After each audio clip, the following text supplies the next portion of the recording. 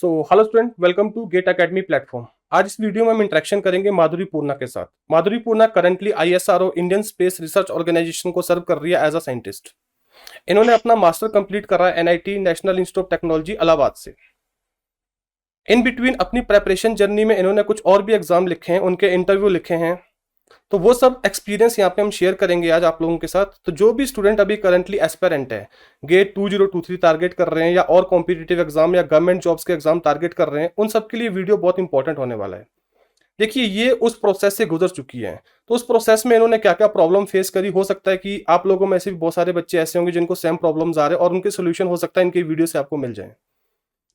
So I request you people to watch this entire video till end and feel the experience of one successful person who is currently working as a scientist in ISRO. तो इससे पहले हम further discussion को detail में carry करें, first of all Madhuri, congratulation Thank you, sir. And thanks for sparing few minute for us, right? Okay, sir. सो इससे पहले हम डिटेल में डिस्कस करना स्टार्ट करें, आप अपना इंट्रोडक्शन दीजिए please. Yeah, my name is Madhuri Puna, and I belong to a small village near to a city, Amroha, in UP. And I have done my BTech from MDU Rohtak, Haryana, and I have completed my MTech from NIT Allahabad. And after that, I prepared for government exams, and I cleared this ISRO exam, and I joined in ISRO recent okay 2020. Okay, तो अभी आप इसरो को serve कर रहे हैं, currently कौन से division में आप हो, क्या आपका प्रोफाइल है? अभी मिशन प्लानिंग में मुझे मिला है। MPOG is my group. Okay, तो कैसा फील हो रहा है कि देखिए एमटेक के बाद आप डायरेक्टली एक रिसर्च ऑर्गेनाइजेशन में जा रहे हो, वो भी one of the reputed and prestigious organisation. तो क्या डिफरेंसेस फील हो रहे हैं? देखिए, एक आपने बोला कि एक छोटे से विलेज से आप बिलोंग करते हो, तो वहां से ये ड्रीम देखना और उसको कंप्लीट करना अपने आप में एक बहुत बड़ी बात है। तो hopefully your entire family is proud of you, right? They are literally very proud. That's good, that's good, that's good. अच्छा, इस जर्नी में आपने कुछ और एग्जाम भी लिखे हैं जिसका आपने रिटर्न सक्सेसफुली क्लियर करा था, लाइक यूपीपीसीएल एई, राइट? यस। और दूसरा आपने बार्क का लिखा था जो उनका अपना सेपरेट एग्जाम होता है, वो भी आपने रिटर्न सक्सेसफुली क्वालिफाई किया था और आपने दोनों के इंटरव्यू दिए थे, राइट? यस। अच्छा, तो मैं आपसे यहाँ पे पूछना चाहूंगा, कब आपने स्टार्ट करा था पूरा अपना जो प्रेपरेशन, ये प्रोसेस कब स्टार्ट हुआ था? In 2017, after my BTech, like after that, हर एक कोई बच्चा आफ्टर बीटेक वो सोचता है कि कुछ एग्जाम का प्रिपरेशन करना है, तो राइट, राइट। वही थॉट था। Initial thought was like that only. So I started preparing and took coaching, and then started studying subjects. For initially I was just clearing my basic concepts, okay, क्योंकि उन बच्चों में से थी जिनके concepts अच्छे नहीं थे, कॉलेज उतना अच्छा नहीं था या फिर जो भी था, बट कॉन्सेप्ट्स अच्छे नहीं थे, तो बस उसको क्लियर किया मैंने। ओके, तो जब लगा कि हाँ, आई गॉट द कॉन्फिडेंस कि हाँ भाई, now I can like right the exams, तो उसके बाद मैंने एग्जाम्स जो जो गेट के सिलेबस में आते थे, मुझे लगता था कि हाँ, I can do good in that exam, so I started writing. Right, right. So पहला एग्जाम जो मैंने सीरियसली लिखा, that was UPPCL only. Okay, so I clear that written exam.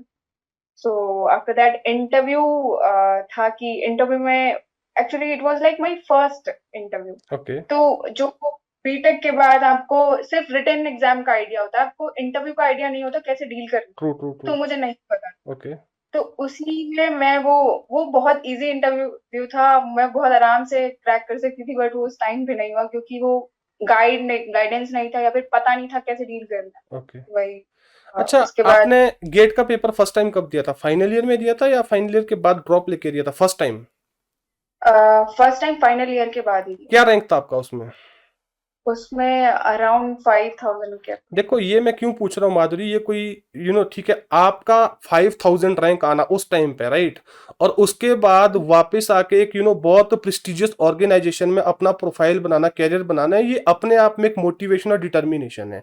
देखो, मैं हमेशा बिलीव करता हूँ कि हो सकता है फर्स्ट अटेम्प्ट में आपसे ना हो, बट वो जो अटेम्प्ट में आपने एफर्ट करे हैं, कुछ ना कुछ आपने उसमें सीखा है। आपने गलतियां कहाँ कहाँ करी वो सीखा, या कुछ ना कुछ आपने बेसिक्स वहां पे क्लियर करे होंगे, राइट? और कहीं ना कहीं देखो, बच्चे आज की डेट में क्या करते हैं, वो एक अटेम्प्ट देते हैं, उनको लगता है कि यार हमारा रैंक नहीं है, चलो कोई और अपॉर्चुनिटी देखते हैं। तो आपको देखो, गोल ओरिएंटेड और ऑब्जेक्टिव ओरिएंटेड तो होना पड़ेगा, तो ये बहुत इंपॉर्टेंट चीज है। राइट। तो वेरी मच। अदरवाइज बहुत सारे बच्चे क्या होते हैं जिनका रैंक 5,000 आता है, 4,000 आता है, 6,000 आता है, उनको लगता है कि यार अब कुछ नहीं बनने वाला है, चलो कोई और सेक्टर देख लेते हैं। बट बहुत सारे गेट के अलावा और भी एग्जाम आते हैं जहां पे आपका जो नॉलेज आपने गेट एग्जाम के लिए प्रिपेयर करा था वो आपका हेल्पफुल होगा, राइट। तो उस इनिशियली जब मेरा रैंक था 5000 के अराउंड, तो मेरा तो मोटिव यही था कि मैं अपनी हर एक गलती स्टार्ट में ही, मैं भी ऐसे कुछ कुछ वीडियोस देखती थी शुरू में, और मैंने बस एक चीज सीखी थी कि मुझे अपनी हर एक गलती से सीखना है। ओके, तो that was like from the starting only. जब मैं रिटन एग्जाम्स लिखती थी तो मैं हर एक के बाद अगर मुझे लग रहा है कि वो क्रैक नहीं हुआ है या फिर कोई गलती है, तो मैं उसको हर एक बार मैंने नोट करना स्टार्ट कर दिया कि हाँ मेरी ये गलती हो रही है, ये गलती हो रही है। तो उससे next time if you go with to write some other exam, तो you will remember those mistakes, और you will try to at least your subconscious mind will work on those things. तो right right. This is what more good ये for बहुत जरूरी चीज है, इसको हम कहते हैं सेल्फ इवेल्युएशन। आपने अटेम्प्ट इट। दिया, आप पैसा खर्च के पेपर देने गए तैयारी करके, आपका रिजल्ट आपके फेवर में नहीं आया, इसका मतलब ये नहीं कि रिजल्ट ही सब कुछ रहता है। अगर आपने 3-4 महीने या 2 महीने किसी चीज में इन्वेस्ट कर रहे हैं तो रीजन तो ढूंढो ना कि फेलियर होने का क्या रीजन है, क्या कमी रह गई है। Yeah, हो सकता है कि शायद very अभी आप चूक गए हो, अगली बार आपको वो हेल्प करेगी सो दैट अगली बार आप वो मिस्टेक ना करें, राइट। important. अच्छा, उसके बाद आपने एमटेक ज्वाइन करा एनआईटी इलाहाबाद में, राइट। Yeah.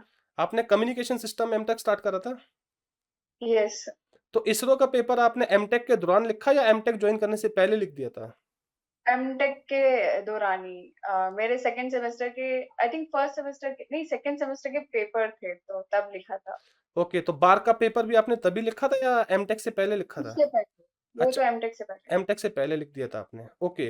तो जब आपका इसरो का क्वालिफाई हो गया होगा रिटर्न, तो उसके बाद थोड़ा सा सेटिस्फेक्शन तो मिला कि यार अब बार्क भी क्वालिफाई कर दी हूं मैं, यूपीपीसीएल भी क्वालिफाई कर दी हूं मैं, इसरो भी क्वालिफाई कर दी हूं मैं, कहीं ना कहीं खुद के ऊपर एक ट्रस्ट और कॉन्फिडेंस तो आया होगा कि नहीं यार, जो मैं एफर्ट कर रही हूँ वो कहीं ना कहीं अच्छी डायरेक्शन में जा रहा है।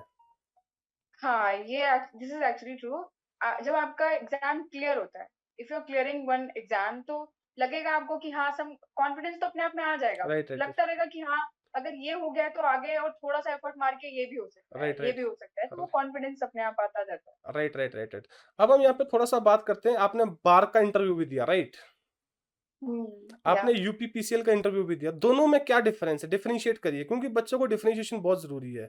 आपको क्या लगे कि यूपीपीसीएल में ये मैटर नहीं करता, ये मैटर करता है, बार्क में ये मैटर नहीं करता, ये मैटर करता है, इन ब्रीफ जो आपका एक्सपीरियंस रहा हो। या इन यूपीपीसीएल स्टार्टिंग में जब मैंने पहली बात तो स्टार्ट में मुझे यही नहीं पता था कि शायद मैंने सोशल मीडिया उतना एक्सप्लोर नहीं किया था या जो भी था, उतना पता नहीं था कि कौन से सब्जेक्ट्स को मुझे प्रायोरिटी देनी है, या फिर जो मेरे जो जिन सब्जेक्ट्स में मैं थोड़ा ज्यादा अच्छे से पढ़ के जा सकती थी और जाके कर सकती थी, वो भी नहीं, मैंने नहीं किया था। मैंने ओके सबको उठाया एक साथ, ओके। सारे सब्जेक्ट्स को ऐसे ऐसे ऊपर ऊपर से देख लिया। वो शायद मिस्टेक था कि मुझे चाहे दो ही सब्जेक्ट पकड़ने थे, राइट राइट उनको बहुत अच्छे से करना था, ताकि वो अगर वो कुछ पूछे तो आप उनको बोल सकें ये राइट मेरे दो सब्जेक्ट्स अच्छे हैं, आप राइट उनसे पूछें। Right right right. मैंने क्या किया कि मैंने सबको एक साथ लिया। वो गलती थी मेरी कि वो आप एक ही पकड़ो या दो पकड़ो। अगर कोई इंटरव्यू कम मार्क्स का है, जैसे वो 20 मार्क्स का था या फिर जितना भी था, तो उसमें मुझे बस थोड़ा बहुत दो तीन सब्जेक्ट्स में लेके जाती तो भी हो सकता था। देखो, वो ये मैं एक मिस्टेक की। बहुत इंपॉर्टेंट चीज है, जब भी आप इंटरव्यू देने जाते हो तो आपका एक्सपर्टीज और आपका जो इन डेप्थ कमांड है वो 8 सब्जेक्ट के ऊपर नहीं हो सकता है, वो 2 या 3 के ऊपर यस, हो सकता दैट्स है, राइट। तो वो आपको पूछते हैं हर इंटरव्यू में कि what are the subject you are वो कंफर्टेबल विद, पूछते हैं। या हाँ। आपने बीटेक में क्या सब्जेक्ट पढ़े हैं, तो वहां पे आप 8 सब्जेक्ट के नाम मत लीजिएगा, ये मत सोचिए कि आप ज्यादा सब्जेक्ट के नाम लोगे तो आपका इंप्रेशन अच्छा जाएगा, ऐसा नहीं रहता है, हाँ। राइट। देखो, रेफरेंस आइडिया, बेसिक आइडिया सभी सब्जेक्ट का होना चाहिए और वो होता भी अगर आपने तैयारी करी है, राइट। हाँ। बट जो डेप्थ एनालिसिस है वो आप पर्टिकुलर 2-3 सब्जेक्ट में डोमेन आइडेंटिफाई कर दो कि हाँ, ये कंपनी ज्यादा इसमें डील करती है तो मैं ज्यादा ये वाले सब्जेक्ट स्टडी करूंगा, राइट। तो ये चीजें बहुत इंपॉर्टेंट Yes. चीज है और यही मिस्टेक आपने फर्स्ट टाइम करा। Yeah, first time it was my mistake. And the second time, for BARC, actually, it is the toughest interview, as we right all know, like right right right everybody know in the technical field.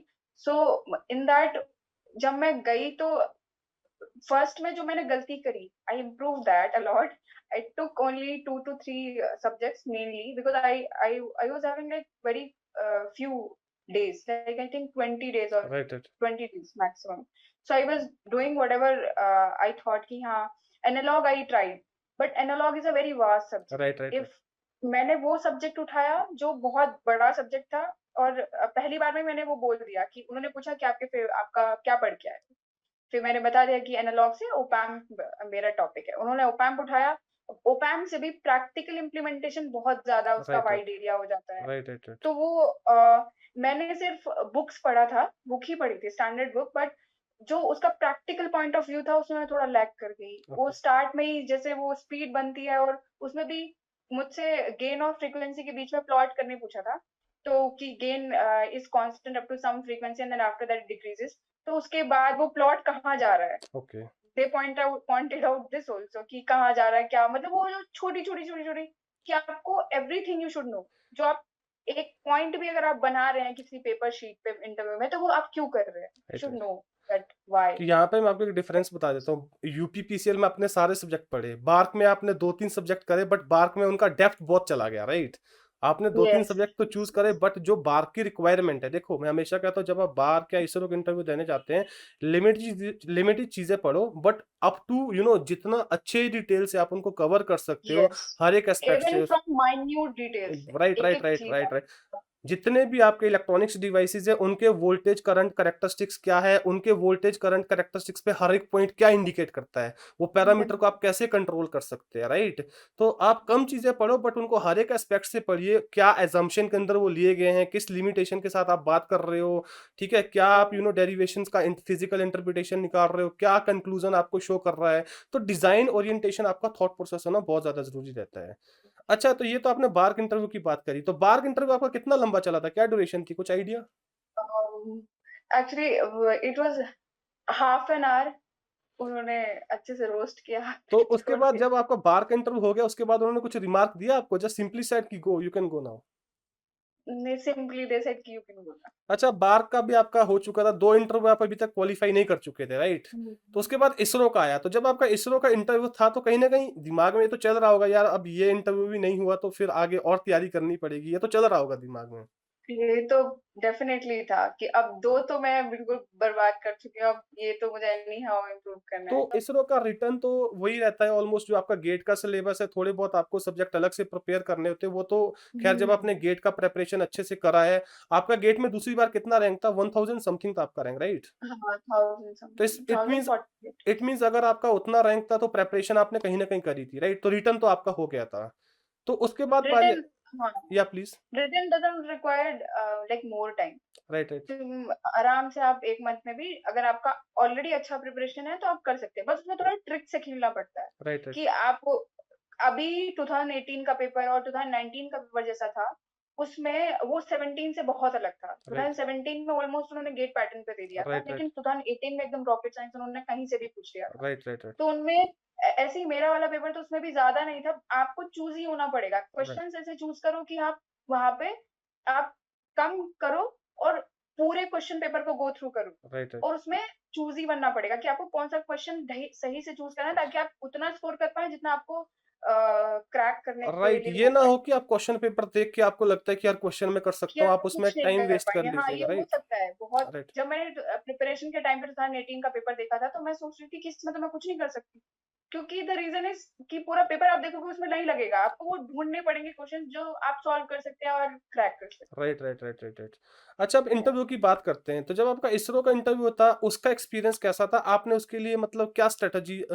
Apply करी prepare करने के लिए, because ये आपके पास एक golden opportunity था। Same time पे आपका एमटेक भी कंप्लीट होने वाला होगा, वहाँ पे प्लेसमेंट का भी एक प्रेशर होगा, तो कहीं ना कहीं आपके दिमाग में तो यही चल रहा होगा कि यार मेरा तो इसरो में जॉब हो ही जाए ऑलमोस्ट, तो मेरा सारा सेटिस्फेक्शन क्लियर हो जाएगा, राइट।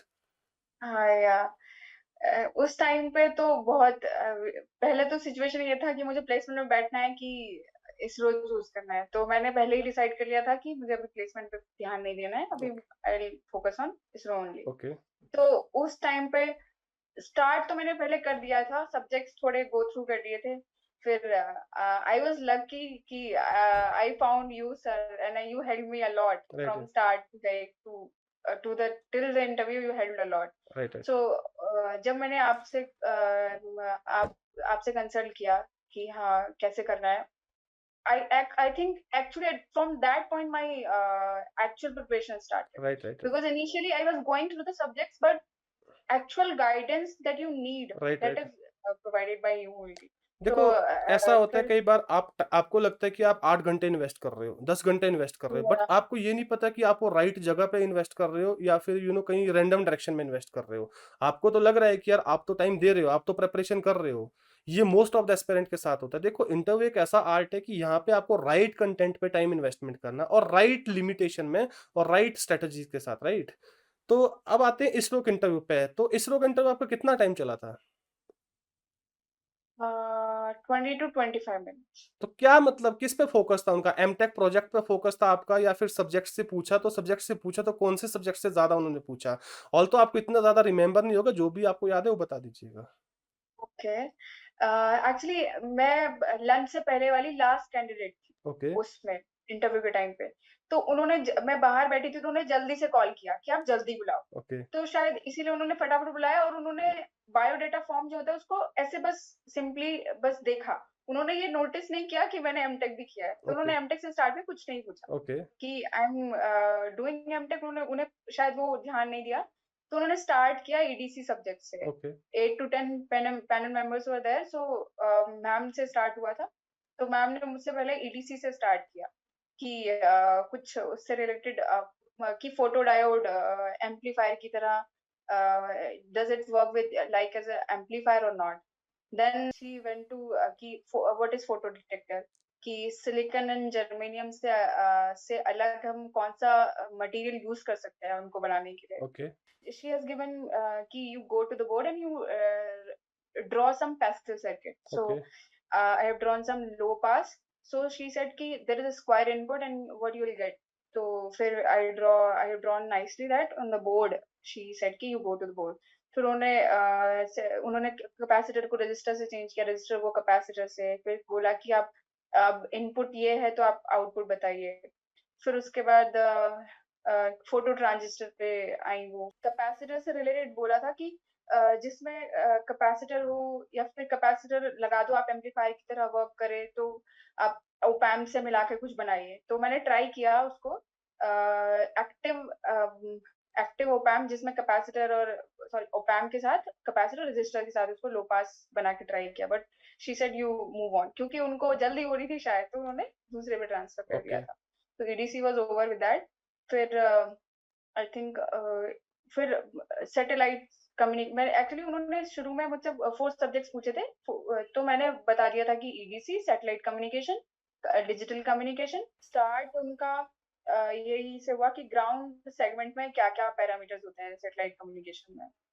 फिर उन्होंने शायद एंटीना से उनका शुरू हुआ कि एंटीना का फिगर ऑफ मेरिट क्या होता है, सिस्टम टेम्परेचर क्या है, एंटीना टेम्परेचर क्या होता है, सिस्टम टेम्परेचर क्या होता है, तो ये गेन चीजें क्या तो होता आपने है। एमटेक में भी पढ़ी होंगी सारी चीजें, तो ये तो आपके लिए इजियर रहा हाँ होगा। yeah, beneficial. And also when you were taking my mocks, and these were like main important things I used to ask in right right every mock. Right right So right right. I was like very used to when he started. I was मतलब ऐसा हो रहा था कि वो question पूरा complete कर पा रहा था और मैं आंसर पहले से ही रख दे रही। तो I right was that confident in that. Right right right Actually, it is not good. You listen first carefully and then you answer. Right I right. was doing that initially.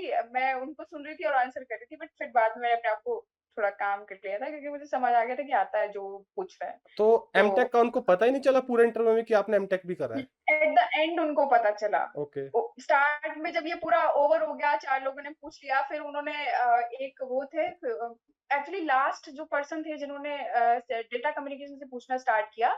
तो मैं उसमें मैंने बोला कि एक्चुअली डेटा कम्युनिकेशन का most of the part I have not studied in my during my BTech and MTech. I said this. तो then he asked me कि आपने एमटेक भी किया है? मैंने बोला लिखा है मैंने बायोडाटा फॉर्म में। तो बोलते कि यू नहीं, उसने पूछा कि आपने मेंशन किया है बायोडाटा फॉर्म में? मैंने बोला हाँ मेंशन किया, आप चेक कर सकते हैं।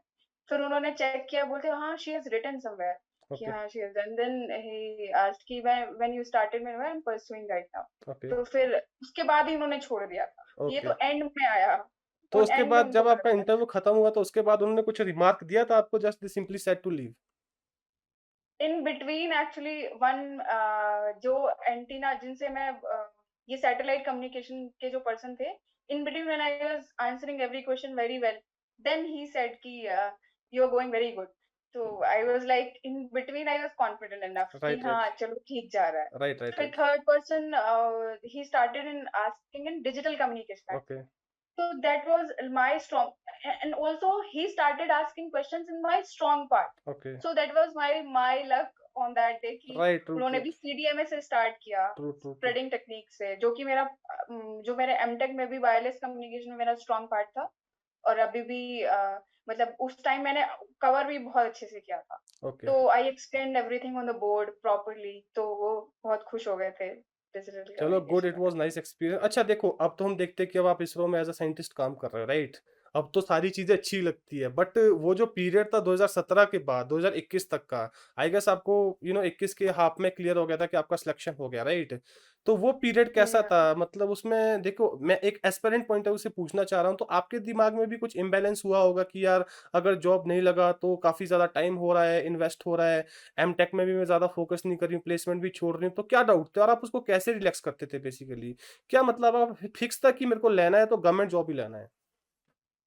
उस टाइम तो I was like imbalance in the starting, like जब लोगों के प्लेसमेंट हो रहे थे और मुझे मेल्स आते रहते थे, आपका मेल गूगल से ऐसे कनेक्ट होता है तो सबका मेल आता था, तो मैं परेशान होती थी कि मेरा कुछ हो ही नहीं रहा है, सबका प्लेसमेंट हो रहा है, सबका रेगुलरली प्लेस हो जाते थे मेरे साथ के बच्चे, राइट, बट राइट, मैं परेशान तो होती थी उस time. Right, but I was like कि अब इतने तक पहुंच गई हूँ और आई हैव टेकन डिसीजन कि हाँ अब मुझे करना है तो यही करना है, तो बस अब ये है कि अगर आपने कुछ डिसीजन लिया है, अब जब मेरी पूरी क्लास एक साइड थी और मैं अलग से पाथ निकाल रही हूँ, तो मुझे ये बस ये था कि अगर मैंने कुछ सोचा है तो बस कॉन्फिडेंट रहना है और अपना पूरा फुल एफर्ट मारना है। राइट, राइट, फुल एफर्ट अगर आप मारते हो पूरा, ये आपको पता होना चाहिए, राइट, आप अपने आप से खुद से ऑनेस्ट ऑनेस्ट रहेंगे तो ज्यादा अच्छा है। ट्रू, ट्रू, मतलब ट्रू। मैं खुद में थी कि हाँ मैं अपना फुल एफर्ट मार रही हूँ, मतलब मैं अपना बेस्ट दे रही हूँ, और मैं ये अपना आपने बेस्ट दे रही हूँ तो मतलब ये आपने बिल्कुल बहुत अच्छी बात कही माधुरी, कि देखो जब बहुत ज़्यादा स्टूडेंट ऐसे होते हैं जो औरों के रिजल्ट से डिमोटिवेट होते हैं, जैसा आपने अभी बताया कि औरों की प्लेसमेंट हो रही थी, ये सब चीज़ें हो रही थी। देखो, हर एक पर्सन का इंडिविजुअल लाइफ है, उसका अपना Yeah. सोच है, उसके अपने सर्कमस्टांसेस है, उसके अपने सराउंडिंग की सिचुएशंस है। हो सकता है वो उस तरीके से सोच रहा है और आप अलग तरीके से सोच रहे हैं। तो अगर आप अपने हम्म। आप से ऑनेस्ट रहोगे, जो भी डिसीजन आपने लिया है, अगर आप उसमें फुल फ्लेज अपना एफर्ट दे रहे हो, तो डेफिनेटली थोड़ा सा टाइम लगेगा बट सक्सेस आपको जरूर मिलेगा, राइट? That's true. तो हाँ, देखिए, that's what. इसमें मैं आपसे एक चीज और पूछना चाहूंगा। अभी जैसे स्टूडेंट गेट 2023 का पेपर लिख रहे हैं, राइट? मीन वाइलो बीच में और एग्जाम भी तैयार कर रहे हैं, कोई और एग्जाम आ जाए, किसी पीएसयूज का आ जाए, कुछ और आ जाएगा। तो आपके अकॉर्डिंग उनके लिए, देखिए अब आपके पास भी काफी सारा एक्सपीरियंस है, तो क्या एडवाइस होना चाहिए? एक आप आपके एक्सपीरियंस के अकॉर्डिंग उनको किस चीज पर फोकस करना चाहिए इस टाइम पे? जैसे काफी सारी चीजें हैपन होती है, उनके दिमाग में भी ये डाउट आता है कि यार हमारे दोस्त का कैंपस प्लेसमेंट हो गया, उसका इतना अच्छा रैंक आ गया है, हम अभी भी तैयारी कर रहे हैं 2 साल से। तो इन सब चीजों को कैसे अवॉइड करना है थोड़ा सा? दो चीजों को कभी भी लेके नहीं चल सकते हैं, तो अगर आपको करना है, आपने डिसाइड कर लिया ना कि आपको करना है ये चीज। मेरा यही था, मैं डिसाइड कर चुकी थी, मुझे ये था कि मैं इतना आगे बढ़ चुकी हूँ, वापस से पीछे नहीं जा सकती। तो अगर आपको लग गया आप बहुत आगे मूव कर चुके हैं एक पाथ पे, तो बहुत ज्यादा स्ट्रांग रहना पड़ेगा उस पॉइंट पे कि हाँ जो हो रहा है दूसरों का होने दो, राइट, राइट, मतलब जो मैं कर रही हूँ मेरा है बस। तो वो उस टाइम पे मेरा ये था कि मैं तो बस मुझे है कि मैं लगी रहती थी, अपना बेस्ट देना सबसे ज्यादा इंपॉर्टेंट होता है, वही कर कि राइट, बेस्ट दीजिए। अगर आपने एक चूज कर लिया एक बात, तो उसमें स्ट्रांग रहिए उस डिसीजन पे, दूसरों को मत सुनिए। बस मैं तो यही करती थी, मैं ज्यादा सुनती नहीं थी, या फिर ज्यादा कोई मेल आता भी था तो देख के इग्नोर कर देती थी, सोचती थी कि ठीक है अभी मेरा भी आना बाकी है, बस राइट, ये राइट, राइट। सोचती थी। अच्छा, यहाँ पे मैं आपसे एक आपसे रेलेवेंट क्वेश्चन पूछ रहा हूँ कि आपने भी एमटेक के साथ तैयारी को कंटिन्यू रखा अपनी कॉम्पिटिटिव एग्जाम की, राइट? तो क्या इतना टाइम मिलता है एमटेक में कि आप तैयारी को कंटिन्यू रख सकते हो? थोड़ा सा बर्डन हो जाता है आपके अकॉर्डिंग? क्या आपका आपका क्या एक्सपीरियंस रहा है? एमटेक में जो मैंने स्टार्ट में ज्वाइन किया था एनआईटी इलाहाबाद, तो वो काफी ऐसे मेरे लिए फ्लेक्सिबल रहा था। स्टार्ट में कुछ टाइम के लिए तो क्लासेस प्रॉपरली ज्यादा थी नहीं, तो मैं क्या करती थी कि स्टार्ट में मैंने सब कुछ यहाँ से ज्वाइन करते ही मैंने स्टार्ट कर दिया था पढ़ना। गेट का सिलेबस मैं पढ़ती थी रेगुलर में, और जब एग्जाम क्लास में अगर क्लास है तो क्लास का क्लास में छोड़ दिया करके, और फिर सेमेस्टर एग्जाम है तो उससे बस 2 दिन पहले पढ़ा और लेक्चर्स देखे और जो भी प्रीवियस ईयर्स देखे और बस दे आए एग्जाम। तो उसमें बस एक हफ्ता या ऐसे करके डिस्टर्ब होता था, बट बाकी टाइम मतलब ये है कि you have to manage your time. Right, right, most focus मेरा उस पे रहता था बट ये है कि एनआईटी इलाहाबाद में ये फेमस भी है, या फिर लोग बोलते भी हैं कि प्रिपरेशन अगर आपको करनी है तो आप ज्वाइन कर सकते हैं आराम से। ओके, और मैंने ब्रांच भी उसी हिसाब से चूज़ किया था, क्योंकि मुझे वीएलएसआई में मिल जाता, मैंने नहीं लिया था वीएलएसआई। ओके, क्योंकि वीएलएसआई में थोड़ा बर्डन होता है, लोग प्लेसमेंट पे ज़्यादा फोकस करते हैं और आपका शायद दिमाग और आप खुद डाइवर्ट हो राइट, सकते हैं। राइट, राइट, राइट, राइट, क्योंकि आपको लगेगा कि हाँ, और सारे बच्चे प्लेसमेंट लेके भागो, प्लेसमेंट नॉट बैड, सबका अपना चॉइस होता है। Right, right. मेरा बस चॉइस ये था कि मुझे ये करना है, देखिए तो माधुरी, मैंने बस उसी हिसाब से कुछ। हाँ, यही चीज़ आप बिल्कुल सही है, जो आपने बोला कि आप प्रीवियस ईयर पेपर देखते थे, ये उन बच्चों के लिए है जिनका गोल कुछ और है। अभी उन्होंने एमटेक एज़ अ बैकअप ले रखा है, राइट? कि यार चलो हमारा हुँ, टाइम वेस्ट ना हो, हम एमटेक के साथ तैयारी करना, बहुत सारे बच्चे ऐसे करते हैं, राइट? तो उस केस में आप ये स्ट्रैटेजी फॉलो करो, अदरवाइज़ अगर आपको ये है कि आपको एमटेक से बहुत अच्छा कैंपस प्लेसमेंट लेना है, तो एमटेक को प्रॉपर तरीके से करो, right? Proper proper investment yes. Time करिए वहाँ पे। ऐसा तो हुँ। नहीं है एनआईटी इलाहाबाद में आपको प्लेसमेंट के भी काफ़ी अच्छे अपॉर्च्युनिटी मिलते हैं, राइट? अच्छी है, बहुत अच्छी है। वीएलएसआई में अगर आपने जॉइन किया है तो placement opportunities are very good. Even my all the classmates are like placed, all are placed okay, यहाँ पे मैं इन आपसे गुड लास्ट में ये कंपनीज़। चीज़ पूछना चाहूँगा, देखिए कि एनआईटी में काफ़ी बच्चे ऐसे हैं जो प्रिपरेशन करते हैं, या फिर बहुत रेयर बच्चे ऐसे होते हैं, क्योंकि वो एनवायरनमेंट क्रिएट करना बहुत मुश्किल होता है। क्योंकि देखो आप हुँ, अकेले लगे रहोगे तो कहीं न कहीं सेल्फ डाउट तो आता है कि यार 19 लोग एक साइड को जा रहे हैं, एक बच्चा दिस कहीं इज़ और को ऑल्सो जा रहा ट्रू। है। तो इसको कैसे हाँ, आप बेसिकली हैंडल करते थे? अगर आपके साथ ये चीज़ हुई है? इनिशियली जब मैंने स्टार्ट किया था तो मेरे साथ मेरी एक फ्रेंड थी। She is also, I think she's in, she joined IIT Kanpur after that. Okay, उसने भी मेरे साथ ही स्टार्ट किया था, तो हम सिर्फ 2 ही ऐसे पूरे बैच में थे कि जो साथ में प्रिपेयर कर रहे थे। ओके, तो या तो आपका कोई ऐसा हो सकता है बैच में जो इस चीज़ में इंटरेस्टेड हो कि हाँ भाई वो भी प्रिपेयर करना चाहता है, तो देयर विल कि आपके पास सपोर्ट सिस्टम रहेगा। मेरे पास तो था उस टाइम पे। राइट, राइट, राइट, जब मैंने घर में किया था तो क्लास से अलग थे तो उतना इम्पैक्ट नहीं पड़ता था। बट हाँ, इसका इम्पैक्ट होता है when you are surrounded by people who are already doing like who are giving effort in placements and you right, are only one, then it is very difficult. But right, right. you have to manage by yourself. It's only the personal call. I think so. Okay, मेरा last question आपसे अब ये है कि देखो, जब आपने BTech कर रहे थे तो इसरो के बारे में जानते थे आप क्या? जिस कॉलेज से आप बीटेक कर रहे थे, क्या मतलब आपको टू बी ऑनेस्ट आपको पता था कि इसरो कोई ऑर्गेनाइजेशन है, या वहाँ पे एक नॉर्मल कॉलेज में बीटेक करने के बाद भी आप जॉइन कर सकते हैं? क्या ऐसा था आपको आइडिया कुछ? नहीं, इवन लास्ट जब मैंने स्टार्ट किया था प्रिपरेशन, जब मैंने एग्जाम्स लिखने स्टार्ट किए तब मुझे पता चला कि हाँ इसरो भी एक एग्जाम होता है, यहाँ पे जा सकते हैं। Right, right, right. देखो, ये क्वेश्चन मैं इसलिए पूछ रहा हूँ कि अगर आप हार्ड वर्क करोगे, कंसिस्टेंसी के साथ करोगे, प्रॉपर डिटर्मिनेशन और डेडिकेशन के साथ करोगे, तो आपको कई बार ऐसी ऑर्गेनाइजेशन में भी अपॉर्च्युनिटी मिल जाती है, जो शायद बहुत रेपुटेड होती है, बट जिनका कॉलेज टाइम में आपने नाम तक नहीं सुना होता है। राइट, तो ऐसा नहीं है Yeah. कि हाँ आपको जानना जरूरी है कि ऐसी कोई ऑर्गेनाइजेशन है, तो उसका एक लाइव एग्जांपल आपके सामने माधुरी है। It's all about your effort. देखो, जब आप उस जोन में रहते हो, आपके सराउंडिंग में वैसे पीपल रहते हैं, आप कंपटीशन में उतरते हो ट्रूली ऑनेस्ट होके अपने आप से, तो खुद आप अपॉर्चुनिटीज एक्सप्लोर करना स्टार्ट करते हो और खुद आपको नई नई अपॉर्चुनिटी मिलना स्टार्ट होती है, राइट? तो इसीलिए मैं सभी स्टूडेंट को जो भी इस वीडियो को सुन रहे हैं उनसे रिक्वेस्ट करूंगा, जो एक ट्रूली एस्पेरेंट है, जो एक गवर्नमेंट जॉब के लिए देख रहे हैं, रेपुटेड जॉब के लिए देख रहे हैं, पीएसयूज के लिए देख रहे हैं, या एमटेक एमएस या पीएचडी के लिए देख रहे हैं आईआईटी से, एक वन टाइम एफर्ट है। लाइफ में एक बार आपको इन्वेस्टमेंट करनी पड़ेगी। शायद कुछ कैंडिडेट के लिए वो इन्वेस्टमेंट 6 मंथ की होगी, शायद कुछ के लिए 1 साल की होगी, शायद कुछ के लिए 2 साल होगी।